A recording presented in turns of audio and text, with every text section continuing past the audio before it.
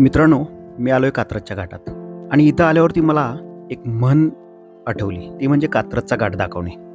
आता यामागचा इतिहास पाहायचा झाला तर आपल्याला माहिती आहे, औरंगजेबचा मामा शाहिस्तेखान पुण्यात तळ ठोकून होता व पुणे परिसराची प्रचंड लूट करत होता. त्याला शह देण्यासाठी छत्रपती मोजक्या सैन्यानिशी लाल महालात जाऊन हल्ला केला.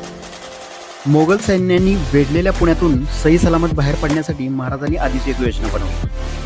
यामध्ये बैलांच्या शिंगांना पेटत्या मशाली बांधून कात्रजच्या घाटाच्या दिशेने सोडल्या होत्या. महालातून बाहेर पडताना सर्व मावळ्यांनी शिवाजी महाराज कात्रजच्या दिशेने गेल्याचा कांगावा केला आणि महाराज मात्र सिंहगडाच्या दिशेने निघून गेले. हा एक प्रकारचा गनिमी कावा होता, जो महाराजांनी हिंदवी स्वराज्य स्थापनेसाठी केला. पण आजकाल राजकारणात याचा सर्रास वापर होतोय आणि तोही स्वतःच्या स्वार्थासाठी. आणि हो, तुम्हाला कोणी कात्रजचा घाट दाखवलाय का?